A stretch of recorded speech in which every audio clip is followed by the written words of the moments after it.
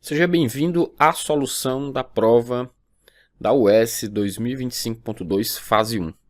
Questão 39, primeira questão da prova tradicionalmente, é uma questão de lançamento oblíquo. Assunto que a UES gosta bastante, especialmente abordado na forma literal.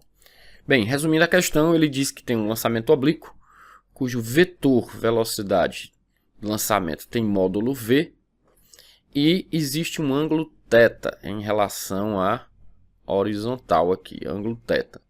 Você vai pegar dois pontos que têm a mesma altura h, portanto pertencem à mesma horizontal, sendo que esse aqui tem coordenada x1, enquanto esse aqui tem coordenada x2.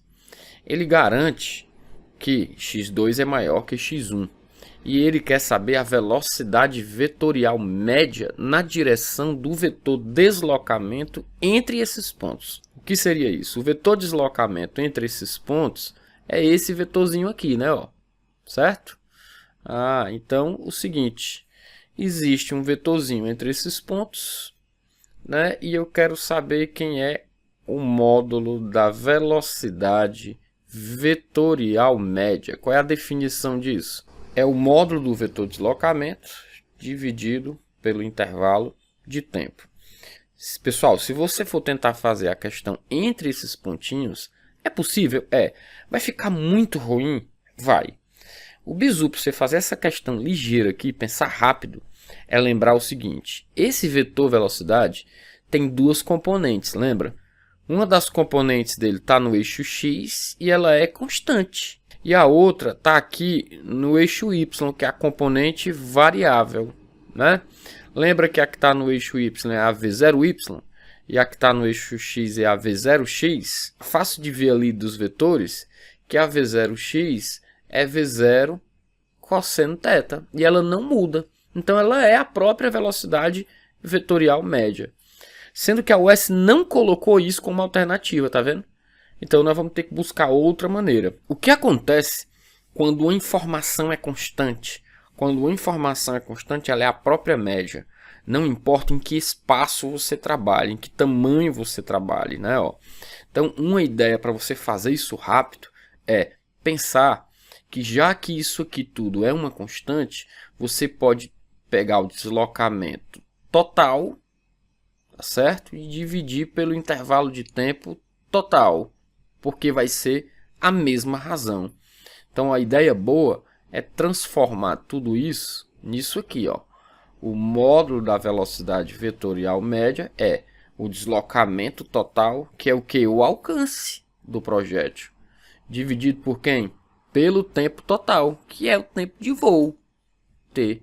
Ou seja, equivale a você considerar que a altura inicial e a altura final são os pontos de partida e de chegada ao eixo x novamente.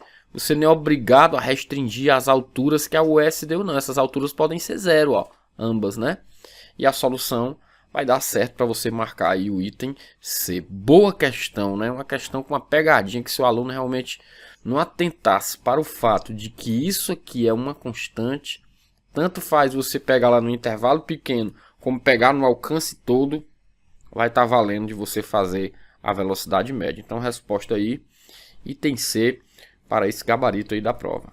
Questão 40. As famosas questões de assertivas da UES, né? A UES tem uma predileção por esse tipo de questão, porque cada assertiva dá para você viajar bastante dentro de um tópico, ou até mais de um tópico, né? Então, torna a amplitude da questão, a abordagem da questão, fica mais ampla dentro da nossa área de conhecimento.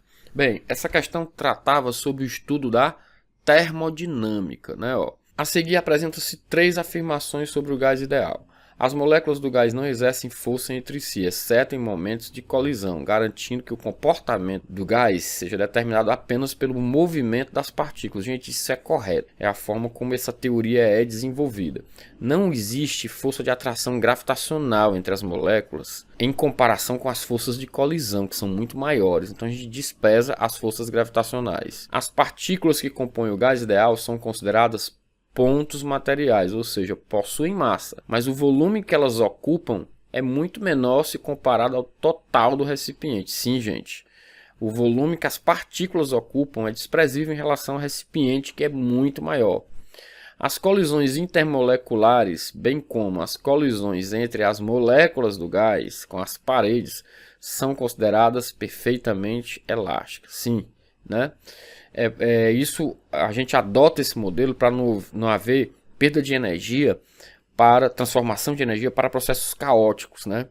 Que essa transformação de energia existe a nível de temperatura. Por isso que você trata que a energia interna do gás é aquela equação do ΔU que depende somente do ΔT. Isso é para o modelo de gás ideal. Como todas são verdadeiras, marcaríamos aí o item A.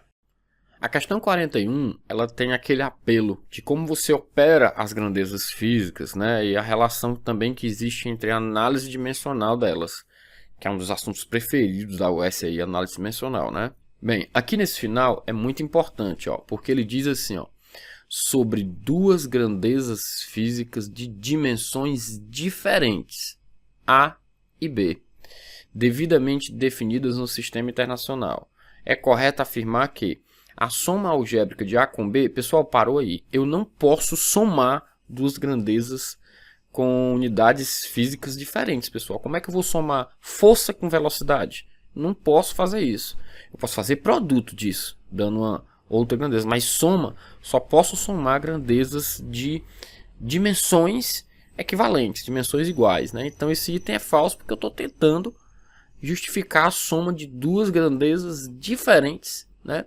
E eu não posso fazer isso, tá? Letra B. Se A possui dimensão de força e B possui dimensão de tempo, então o produto escalar é aqui uma coisa interessante. Tenho que dar uma pausa para te dar uma dica. Não é simplesmente fazer um produto, tá, gente? Existem dois tipos de produtos que eles vêm lá do nível superior. Um deles vocês conhecem, é o produto escalar. O produto escalar, comumente a gente bota um pontinho, ó. É um escalar, tá certo? Isso aqui é um escalar. E ele vem do produto de dois vetores, ó. Força e deslocamento. O módulo disso aqui, né? Deixa eu dar um C para você saber que é um escalar, né? E o módulo disso aqui você sabe calcular, não sabe? Ele é F vezes D vezes cosseno do ângulo. Isso lá no nível superior nós chamamos de produto escalar. É o produto entre dois vetores que dá um escalar. Mas existe também outro tipo de produto. Lembra disso aqui, ó? Força magnética. O que é que ela é? Ela é igual ao vetor Q vezes velocidade vetorial campo, né? Esse produto é chamado de produto vetorial. A gente até diferencia, ó, um pontinho escalar e um xizinho produto vetorial. Esse dá um vetor. E você lembra como é que calcula isso, né? Isso aqui calcula módulo de QV vezes B vezes o seno do ângulo. Ó. O módulo é calculado assim. Quero deixar claro que o produto escalar é isso aqui e o produto vetorial é isso aqui. Essas formas são as formas como se calcula um módulo desses produtos, tá certo? E voltando aqui, ele diz que se A possui dimensão de força e B possui dimensão de tempo, então o produto escalar possui dimensão de trabalho. Não, tá falso. Você vê que para a dimensão de trabalho é força vezes deslocamento no escalar, né? E por que ele fala produto escalar? Não é sempre trabalho, não? É não, gente. Existe também o momento, ó, como o negócio é sutil, ó. O momento de uma força é também o produto força-deslocamento, ó. Só que esse produto é vetorial, é como esse aqui de cima, ó, tá? Então, para calcular o momento de uma força, lembra que você faz força, deslocamento, sendo ângulo, né? Ele também é um produto vetorial. Você costuma usar muito nas suas contas o módulo dele, ó, tá? Mas ele também é um produto vetorial. Então, cuidado, tá? Produto escalar, o resultado é um escalar. Produto vetorial, o resultado é um vetor, né? Então, trabalho é um escalar. Então, eu poderia fazer força vezes deslocamento e não força vezes tempo, tá? Então, tá falso aqui. Isso dá um vetor. Não confunda produto escalar com produto por escalar. O produto por escalar é um produto por um número. Ó, se liga no que eu estou falando. Se eu estou multiplicando o vetor força por um intervalo de tempo, isso vai dar outra grandeza, né? E essa grandeza se chama, sabe o quê? Impulso, e ela é um vetor, ó. O nome disso aqui é produto por escalar, porque é o produto de um vetor por um número, por um escalar. Diferentemente desse de cima, que é produto escalar, tá? A física tem isso, viu? Botou uma palavra no meio, mudou a relação. Então esse item B está falso, que ele definiu foi impulso. Ele não definiu trabalho aqui. Item C. Se A apresenta dimensão de campo e B apresenta dimensão de carga, a razão é potencial elétrico. Será? Olha só. Potencial elétrico não é bem essa razão. A razão campo sobre carga, ela seria Newton por Coulomb, as unidades por Coulomb. Olha que razão estranha, né? Seria Newton por Coulomb quadrado. Isso não é de potencial. Quer ver outra forma de pensar em potencial? U é igual a E vezes D.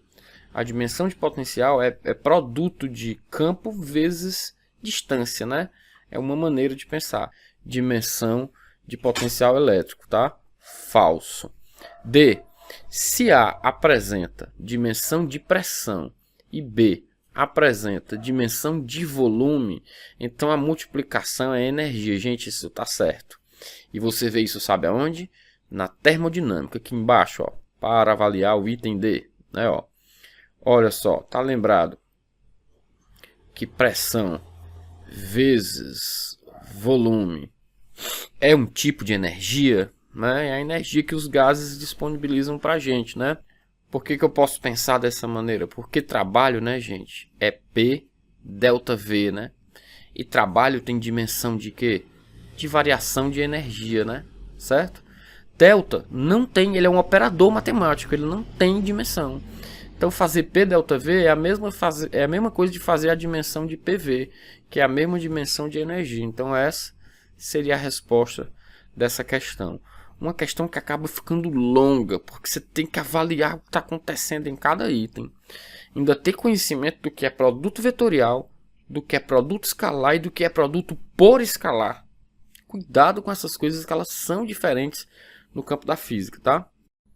Bem, gente, questão 42. Eu considero essa questão de difícil análise, porque o cara botou aqui, ó, uma força de Lorentz, tá? Que é uma coisa que o aluno nem costuma ver muito aí no ensino médio.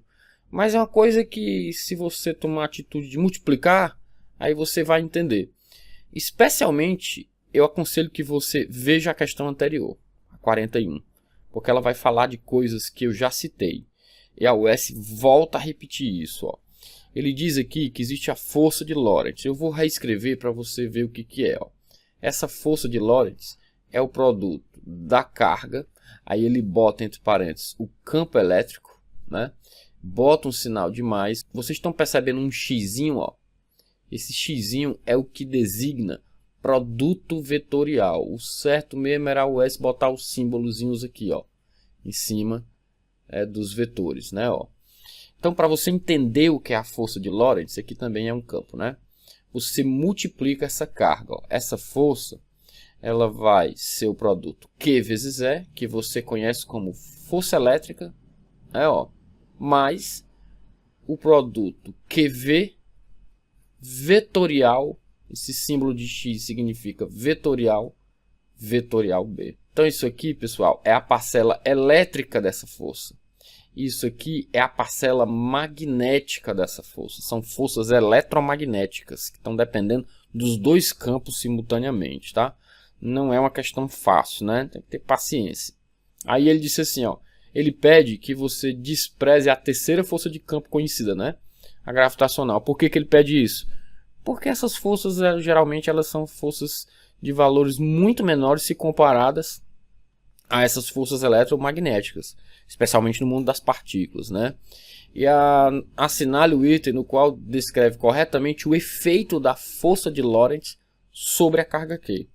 Se a carga for positiva e estiver inicialmente em repouso, a velocidade inicial da carga é zero e a carga é positiva. Estamos avaliando o item A, né?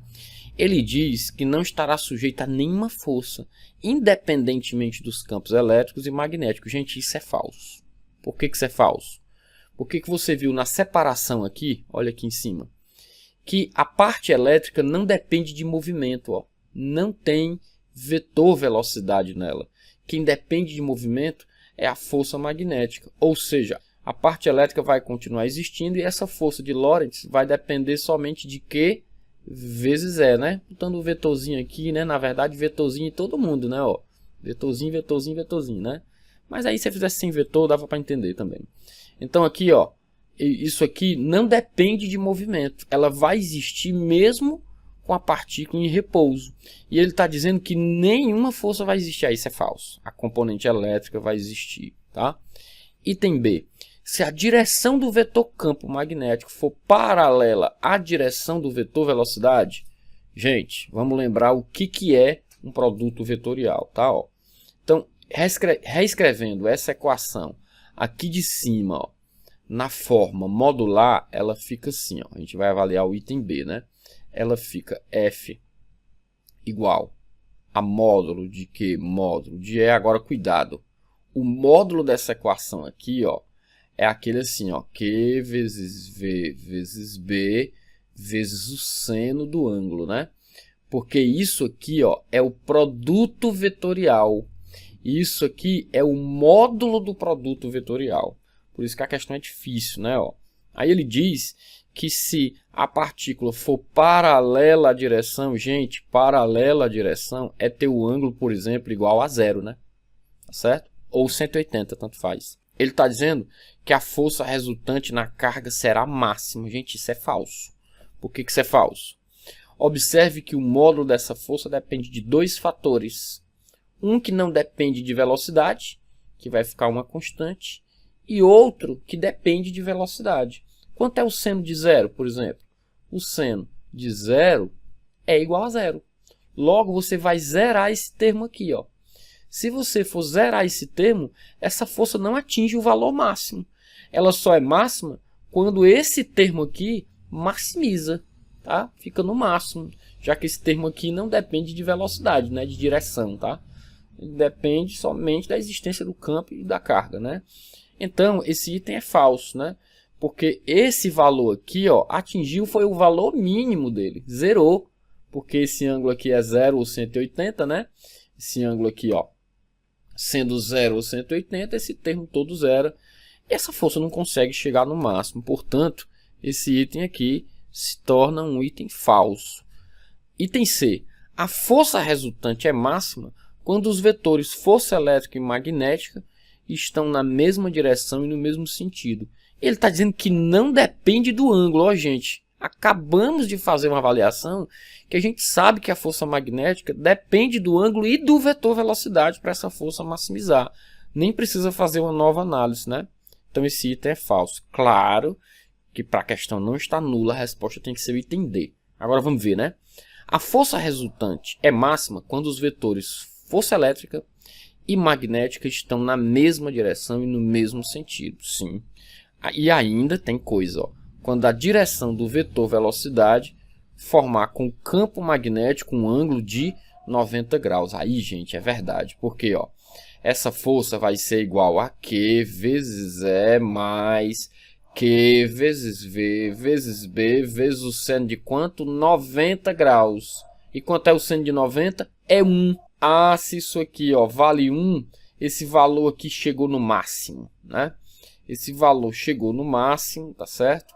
Aí essa expressão ela maximiza.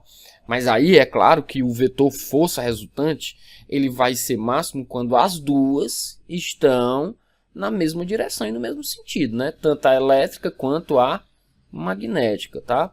Então, para chegar na situação de máximo, isso aí tem que ser verdade. Aí a alternativa D é verdadeira. Não é uma questão fácil, não é, tá? E é uma questão de primeira fase. Nem todo aluno tem intimidade com a física o suficiente para avaliar uma força de Lorentz, né? É preciso ter paciência e lembrar que isso existe, porque aqui você não está desmembrando o estudo do eletromagnetismo, está todo junto, né? É importante que você peça ao seu professor que dê uma palhinha sobre isso, né? Olha aí outro assunto que tem aparecido sempre na primeira fase, MHS, né? Especialmente as questões de energia, a UES tem colocado bastante na fase 1. Lembrado que é a equação de energia do MHS, né, gente? A energia mecânica, que a UES aqui chamou de U, ela vai valer a constante, pensa no sistema massa-mola, né? A amplitude ao quadrado dividido por 2. Ela depende desses fatores, tá? Ele diz que tem sistema massa-mola, que é o preferido, né, da gente fazer análise. São idênticos, ou seja, as constantes são as mesmas. No primeiro experimento, o sistema massa-mola é posto a oscilar com amplitude A, e no segundo com amplitude 2A. O sistema massa-mola também executa MHS. Sabe-se que no primeiro experimento, ele possui energia mecânica que ele chamou de U, e oscila com frequência que ele chamou de X. A energia mecânica total, né? Ser mecânica é total, né? Do segundo sistema e sua frequência em termos de U e X valem quanto? Gente, a única coisa que vai mudar é a energia mecânica e ela não depende da frequência, tá vendo? Ó? A UES chamou essa energia mecânica de U, não foi? Para a amplitude A, você diz que é Ka ao quadrado dividido por 2. Existe uma U' para a amplitude 2A. Então vai ficar K, aí ó, 2A você eleva ao quadrado e divide por 2. É claro que U' vai ficar K, que multiplica 4, A quadrado dividido por 2. Organizando isso, U' vai ser 4 vezes K ao quadrado dividido por 2. Acontece que essa informação é o próprio U, né, ó? Certo? Então, isso aqui é 4 vezes U, né? E a frequência não é alterada, gente, tá? Ó. Então, o X do experimento U é igual ao X do experimento U', já que não há uma dependência nas fórmulas, né? Se vê por aqui, ó, que não há uma dependência explícita aí da frequência, tá certo? Então, a resposta aí fica 4U e X, marcaríamos o item B de bola, questão fácil de MHS em relação às questões que a UES costuma colocar. Bem, gente, essa aqui foi considerada uma das questões que os alunos sentiram mais dificuldade de fazer nessa fase 1 de 2025.2, né? Primeiro porque envolvia a equação dos fabricantes, uma coisa que o aluno realmente não esperava e nem lembrava da equação, né? E segundo, porque envolve essa equação dos fabricantes em duas situações, ou seja, né, muito mais parecido com o trato de fase 2 do que de fase 1. Mas a UES não tem isso, gente. De vez em quando bota uma questão na fase 1 que é para matar, né? Como essa aqui. Ele diz que uma lente convergente é confeccionada em vidro e apresenta, quando imersa no ar, uma distância focal igual a x. No entanto, quando você coloca ela em água, a distância focal vai para y. Sabendo que o índice de refração do ar e da água vale isso, quem é a relação XY? Aí, gente, tinha que lembrar de uma coisa. Deixa eu lembrar para vocês aqui, né? Quando for para a prova da UES, leva essa equação aqui, ó. Vergência é 1 sobre a distância focal. E isso vai depender de quem? Do índice da lente, do índice do meio, menos 1, que multiplica a soma dos inversos dos raios de curvatura das superfícies da lente. A gente chama isso de equação de Rayleigh ou equação do fabricante. Então, isso estava nessa questão. Então, vamos fazer substituições, né? Vamos pensar primeiro na que tem distância focal x. Ó. Ela vai ficar 1 sobre x é igual ao... Quanto é o índice da lente? Né? Ela tem, ó, o verdinho, tá? Vai ser o x. E o índice de refração do vidro é 3/2. Ó. Então, ela tem índice de refração 3/2. Ela está imersa no ar, né? Que o índice de refração é 1. E isso aqui menos 1. E isso vai multiplicar a soma dos inversos. Mas se liga, ó. Se é a mesma lente, isso aqui é uma constante, gente. Eu vou chamar essa constante de K, entendeu? Para não fazer muita conta, ó. Vezes K.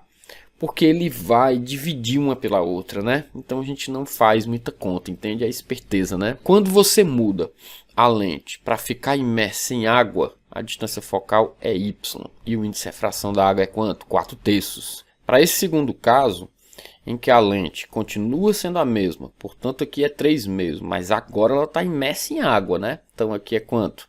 4/3 menos 1. E aqui, ó, K.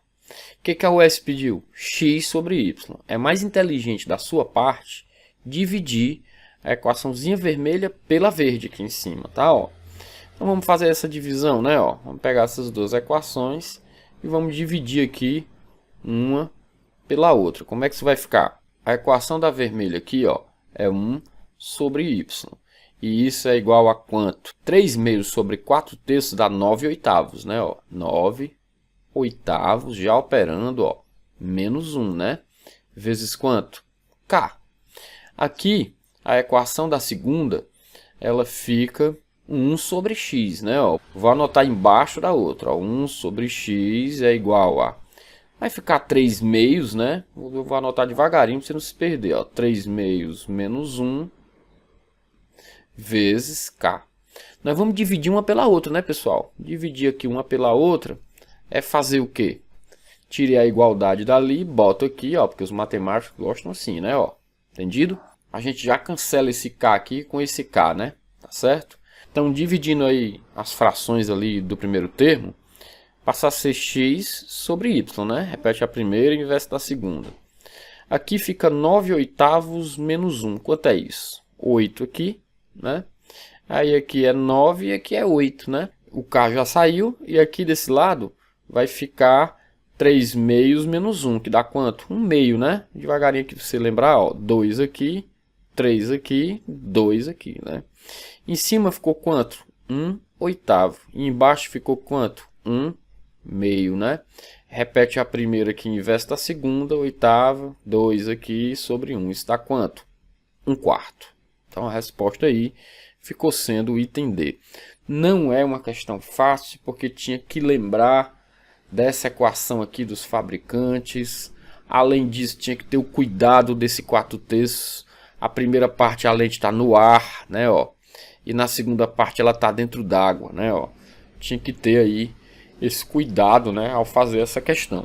E lembrar também que a lente é a mesma, você não precisa operar os raios num caso como esse. Uma excelente questão da UES que apresentou um pouco de dificuldade, muito mais do candidato se lembrar da equação do que em si operar. Outra questão de vaso comunicante muito parecida com a que já caiu agora em 2026, né, sendo que essa aqui é 2025, ou seja, a primeira questão da prova de 2026, ponto 1, fase 1, praticamente bem parecida com a questão 45 da 2025.2, fase 1 também. Ou seja, né, assunto aí que eles gostam de repetir, pelo menos ultimamente. Você tem um tubo em forma de U aberto nas extremidades. É utilizado no laboratório para obtenção de uma densidade D. Tem um líquido desconhecido e você, a partir da densidade D' de um líquido conhecido. Você tinha um líquido e você vai derramar outro, tá? Dentro do tubo. O tubo de secção transversal uniforme possui como característica um ramo esquerdo E e um trecho horizontal de comprimento L e um ramo direito de mesmo comprimento que o esquerdo. São despejados volumes iguais, gente, isso aqui é muito importante. Isso aqui, sem isso aqui você não faz a questão. Ó. São despejados volumes iguais de dois líquidos admitidamente immiscíveis, não se misturam, e aguarda-se o equilíbrio. Atingido o equilíbrio, o ramo esquerdo encontra-se preenchido até X de densidade D, com litro de densidade D. E o ramo direito, Dzão, encontra-se preenchido até uma altura Y, com litro de densidade D'. Quem é a razão D' para que o trecho horizontal do tubo também se encontre preenchido com litro de densidade D'? Chatinha, né, a questão? Desenho, como você sabe, eu já gosto de trazer pronto, né, para a gente não perder tempo. Então o desenho seria esse aqui, ó. Esse é o líquido de densidade conhecida, densidade D. E esse é o líquido de densidade desconhecida que foi derramado aqui, ó. A UES te deu esse comprimento aqui, ó, que vale L. Te deu essa altura aqui, ó, que vale Y. E te deu essa altura aqui, ó, que vale X, tá? E essa era a situação do teu vaso comunicante. Como ele é aberto aqui, né, pressão atmosférica aqui, óbvio, pressão atmosférica aqui. Fato que nessa mesma linha horizontal, e como é que tu sabe que é até aí? Você lembra que ele falou que ele fica preenchido, a coluna horizontal fica toda preenchida com líquido desconhecido? Por isso que o desenho tem que ser esse. A pressão do ponto A tem que ser igual à pressão do ponto B, né? Só que ele tem volumes iguais. O que é o volume de cada secção dessa? Bora lá. Pensa nesse líquido vermelho aqui, ó. O volume do ramo esquerdo vai ser igual à área da base vezes a altura, que é quanto? X, né? E o volume do líquido azul, cuidado, é duas parcelas, ó. O volume desse líquido que está do lado direito lá, ele vai ser a parcela horizontal, que é A vezes L, mais a parcela vertical, que é A vezes Y. Claro que você pode colocar o A em evidência e chamar isso de L mais Y, né? A questão não diz que esses volumes eram iguais, ó. Então você vai igualar essas duas expressõezinhas aí, tá? Igualando essas duas expressõezinhas, você vai ter VE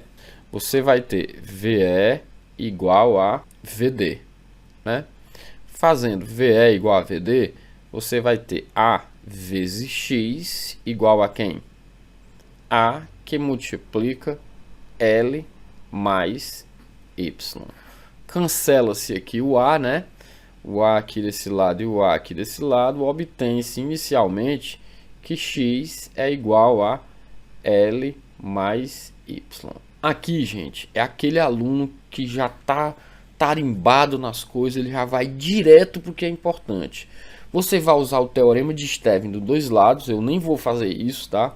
Você tem que lembrar que nesses casos, densidade vezes profundidade de um lado é igual a densidade vezes profundidade do outro, gente, né? Você tinha que lembrar isso aqui, certo? Aí vamos lá, vamos fazer isso, né? É usar o teorema de Stevin e igualar as pressões dos pontos A e B. A consequência disso vai ser, quem é aqui? D vezes X, né? Então a gente vai ter aqui de um dos lados D vezes X igual a, do outro lado, D' que multiplica Y, né? Observe que a US pediu o valor de D sobre D', né? D sobre D' ficaria quanto? Y sobre X. Só que não tem nenhuma alternativa assim, ó. Você vai pegar o X, ó, e vai substituir aqui, ó.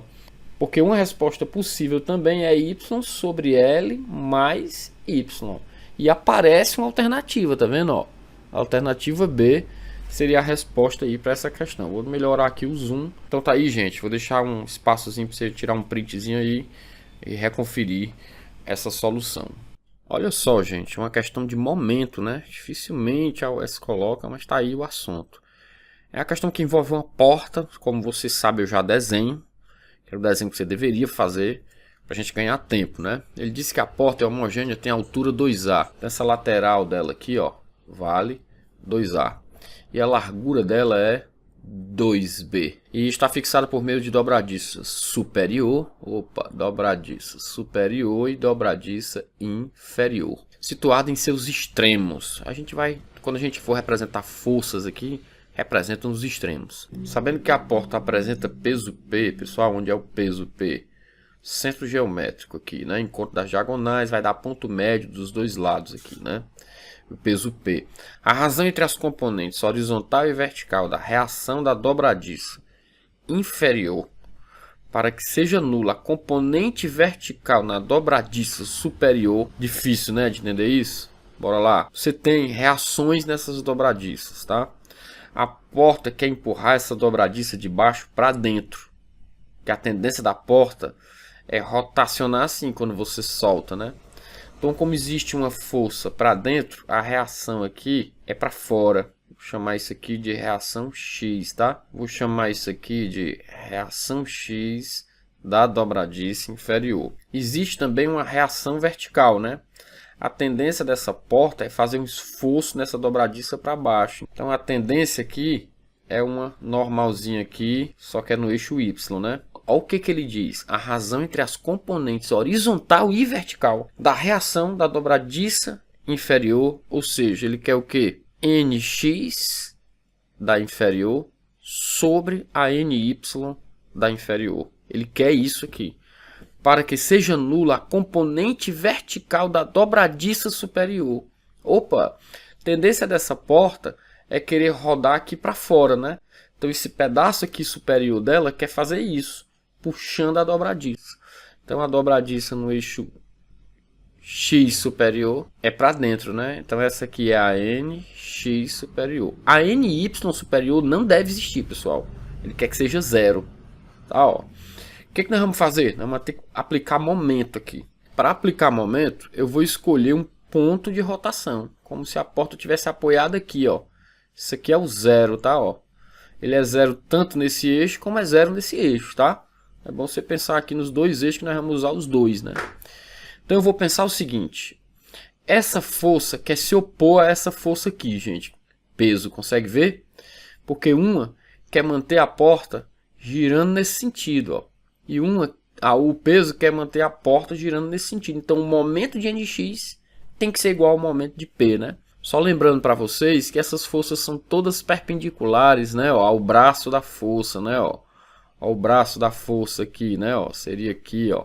Então essas forças são perpendiculares, você aplica momento como sendo força de deslocamento, né? Momento de nx S superior, né, vai ter que ser igual ao momento do peso, né? Quem é o momento se a gente pegar esse ponto aqui de origem? Lembre-se, eu botei nesse cantinho aqui, né? Mas a gente tem que ter colocado no extremo, né? Porque a US pede, ó, vamos botar lá no extremo, né? A US pede que as dobradiças estejam no extremo. É só para garantir que você vai utilizar a dimensão toda, ó. N superior X, né? E o ângulo, 90, né? Aí você faz, ó, normal superior x vezes quanto é a distância desse ponto aqui até esse ponto? 2A, né, ó. É o tamanho do braço aí que é a porta, né, ó. Vezes 2A é igual ao momento do peso. Quem é o momento do peso? É a força peso vezes essa distância aqui, né, gente? Essa distância é a metade da largura da porta, que é quanto? B, né? Então isso vai ser P vezes B. Então nós terminamos a parte de momento, né? Então observe o seguinte, quem é a única força que atua para baixo aqui? É o peso, né? Quem é a única força que atua para cima aqui, ó? É a reação Y na dobradiça inferior, né? Essas forças têm que ser iguais, né, gente? Porque se elas não forem iguais, essa porta vai querer subir ou descer. Então fato aqui da parte de equilíbrio translacional que NY é igual ao peso. Também a igualdade aqui, gente, ó. A outra igualdade translacional, ó. Essa força aqui em cima, ó, ela tá para que lado? Para a esquerda, né? Enquanto essa força aqui, ó, tá para a direita, tá vendo? Então elas também tem que ser o quê? Iguais, né? É verdade também que NSX é igual a NXI. Então você pode substituir bem aqui, ó, NXI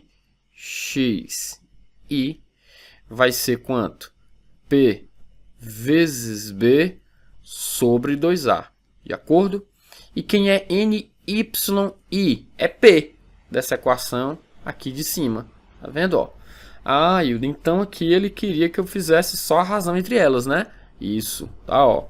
Então, além de fazer o momento, eu tive que olhar para os equilíbrios de translação também, né? Ou seja, lei de Newton, basicamente, né? Ó. Então, quem é isso aqui? Peguei aqui, ó. Agora eu vou dividir isso por N, Y, I, né? Porque é o que a US queria, ó. Essa razão, certo? Ó. E isso é igual a quem? P, né? Lembra o que é que a gente faz? Divide uma equação pela outra, né? Então, peguei aqui, ó. Tirei aqui, ó. Tá com a igualdade aqui, tá com a razão aqui. Tchau aqui para esse P, né, gente? P aqui, P aqui. Questãozinha difícil, né? Ó, o aluno desenhar isso, ó. B sobre 2A. B sobre 2A, alternativa A. Então, o que é que você tem que aprender sobre a prova da UES, né, gente? Você é o desenhista, gente. Esse tipo de desenho aqui, ó, é você que tem que estar fazendo, né? Se ligando, treinando isso bastante para ficar bom, né, nesses desenhos e poder, a partir da sua própria proposta de desenho, poder fazer uma desenvoltura de solução adequada. Porque se você desenha errado, sua solução vai para o lado errado, né? Isso requer bastante prática.